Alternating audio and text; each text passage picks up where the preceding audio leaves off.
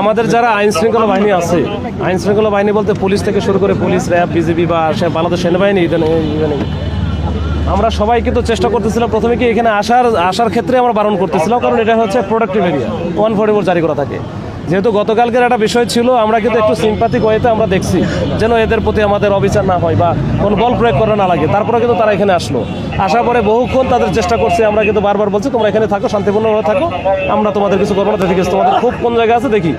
তো ওরা এই যে আমরা নিলাম ওদের কাছ থেকে, প্রতিনিধি নিলাম যে তোমরা প্রতিনিধি দাও, আমরা পাঠায় দিই। তো এরপরে আবার একদল আসা বলতেছে ওই প্রতিনিধি মানি না। আচ্ছা ঠিক আছে, তাহলে কি করতে হবে? তো বলা যায় এখানে আসতে হবে উপদেষ্টা। তো আমরা বললাম ঠিক আছে, সেটা তো আমার কথা বলতে হবে। এরপরে কিন্তু আমরা কথাও বলছি, চেষ্টা করতেছে না। এর মধ্যে কিন্তু হুট করে এই যে কে কারা হচ্ছে তাদেরকে ইন্ধন দিল। এখানে পুলিশ বা অন্যান্য বাহিনী, এরা তো, আমরা তো এটা রক্ষা করার জন্য যান প্রাণ দিয়ে বসে আছি, এখানে তো আর নিজের থেকে খুলে দিব না। এটা হয়তো তারাই এই যে এটা ভেঙে চুরে ঢুকছে, ভেঙে মানে আমাদের এরকম একটি সংবেদনশীল জায়গায় কেমনি শিক্ষার্থীরা ভেঙে চুরে প্রবেশ করলো, এটা কি আসলে ব্যর্থতা কি নাকি আপনি কিভাবে দেখছেন?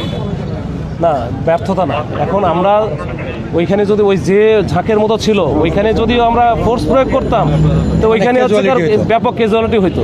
তো এইটা আমরা চাই নাই, যে এরকম ক্যাজুয়ালিটি এড়ানোর জন্য গতকালকে এত বড় একটা ঘটনা ঘটলো, বাংলাদেশের একটা হৃদয় বিদারক ঘটনা ঘটলো। এরপরে যদি আবার এইটার জন্য আবার একটা ঘটনা ঘটে, এটা আরও খারাপ হতো।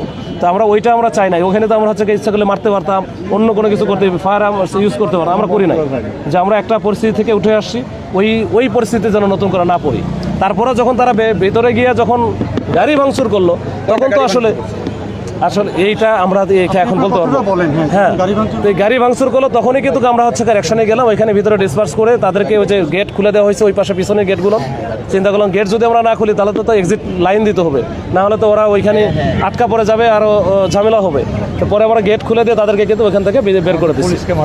এরকম আহত কতজন হয়েছে পুলিশে? না, এই যে ছাত্রদের বা আটক কয়জন?